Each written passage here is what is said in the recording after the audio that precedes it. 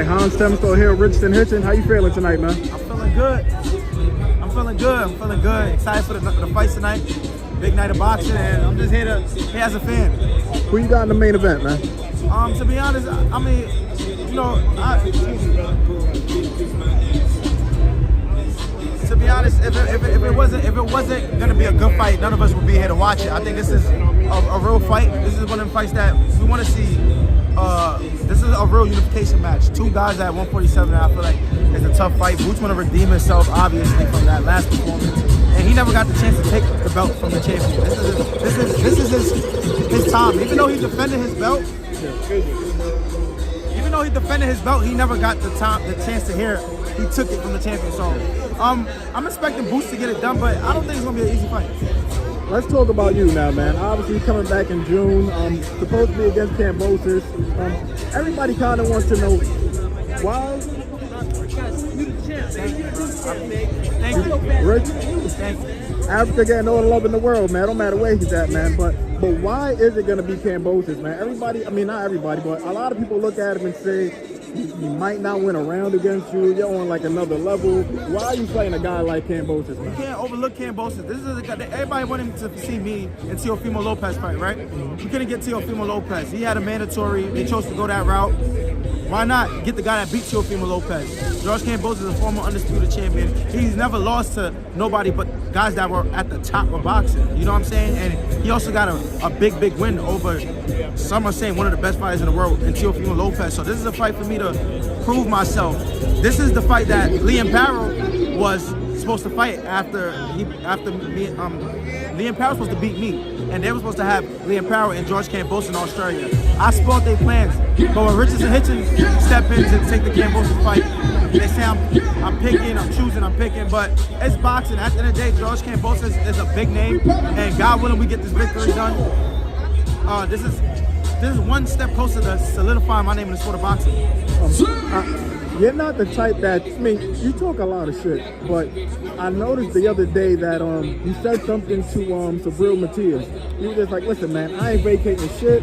I'm waiting for you. Like, is that kind of like a boiling point? You just like, you feel like he's been talking so much shit and now you want to address him? Nah, I just feel like the guys are saying, oh, you're scared of Kambosos, you're scared of Sabril Matias. You're this, you're that. I know the threat that Matias brings, but I honestly don't feel like Matias fought anybody that's near my level. I was in front of Liam Parrow.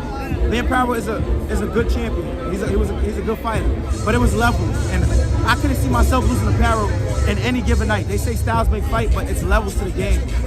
This is the guy that I beat already. The guy that beat Sabril Matias easy. Liam Parrow beat Sabril Matias in a unanimous decision after getting a point taken away. So it was a clear victory for Parrow. I think that we can't get the Teofimo fight next. I'm looking to come at Sabril Matias, and I'm looking to make easy work with Sabril Matias and shut everybody up. And after that, I want to hear crickets. And hopefully after that, if we can't get a big fight, we'll move up to 147 or see what's going on. But right now, it's a lot of options right now on the table after George Kambosos, you know. So everybody know that I'm not okay with the IBF. Everybody know that I voiced my opinion. When Richardson Hitchins say, oh, the IBF is making them weaker, or the IBF is taking something away from me because I don't feel like I'm at my best, I'm ducking, I'm scared. But when Boots Ennis say it, it's cricket. But it is what it is. In boxing, they pick and choose, and I just gotta go out there and keep winning and being me. Why exactly do you want to move up to 147? You look comfortable at 140. I could be wrong. I don't know. But why do you want to move up to 147? Is it because of the names up there? If I can't unify at 140, I don't want to keep doing the IBF rule. I have been vocal to my managers. Would you be willing to like drop the belt, you think, and then maybe fight somebody else for another title? I mean, if I can get in position, you know, I have a great relationship with WBO also. So if I'll drop the belt and they'll grant me a mandatory fight, I would do that. If that's on the table. But if not, there's no point. It's just we might as well just move up to 147. All the big names that was at 140 went to 47 anyway. So why not? If you moved up to 47, you know, it could be you and Boots, man. I've watched your fight with him in the amateur about 400 times. It was a close fight, really great fight. Is that a fight where you're just like, yeah, I want it with Boots, man?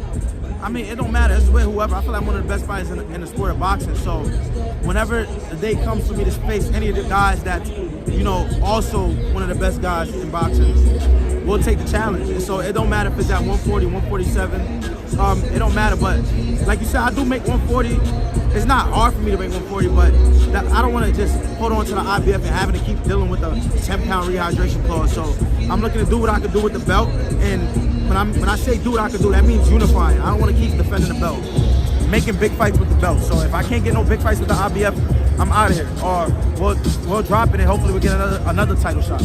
Does a part of you also look at a guy like, you know, Devin Haney, pretty much up to 147, he's fighting Jose at like 144 or something like that. Ryan is already a 47-pounder. Like, do you look at those guys, a guy like Rolly Otto, you're just like, I gotta fight those guys, man. Those are my contemporaries. I grew up with those guys. I gotta fight those guys. Nah, yeah, those are the fights. Those are the fights that's gonna make sense for me. You know what I'm saying? I've grown into being a solid, nice size 140, but I think I'll be a small 47-pounder, but hopefully if we do go up there, I can grow into the weight class. And I feel like there's a lot of guys that's freshly moving from 140, so it's not like these guys is like super big or they have a crazy big advantage. I mean, so we'll see. Hopefully I can get a shot with Ryan Garcia or somebody, but I just want to show that Richardson Hitchins is one of the best fighters in the sport of boxing. Just two more questions for you. I know you want to get your hands on Teofimo Lopez, but there is another guy that you got a lot of not back and forth, but a lot of experience with, is with Gary Antoine Buffer. Right. What do you think about that fight? What do you think about his win? What do you think, man? Listen, if it makes sense, if the fight can happen, if Gary and his people is willing to make the fight happen, you know, because in boxing, there's a lot of times money's involved. This fighter wants this much, I want this much, and we have managers, he have a team. So if the fight makes sense for us to unify, I'm also open to make it happen. I feel like I'm the best fighter at 140, one of the best fighters in the sport of boxing. I'm not ducking and dodging nobody. I've been saying this for the longest. I'm here at the door, and this is the year that I solidify my name in the sport of boxing and show that I am who I say I am. Love it. Last thing, just kind of wanted to talk about Tank a little bit. I know that's your guy. You know, Shakur, he recently said that he thinks that Lamont is going to win the rematch.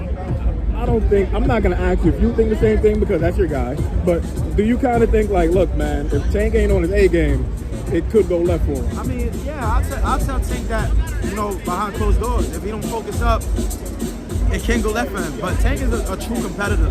Tank is a guy that he's scared to lose. So I think that night woke him up like, oh shit, like this shit can really go left any given moment. Yeah. You see him already back in the gym.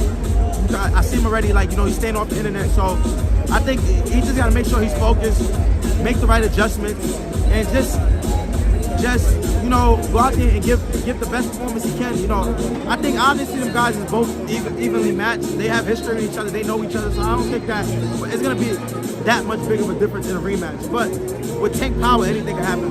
Gotcha. Thank you, man. Appreciate it. Appreciate it.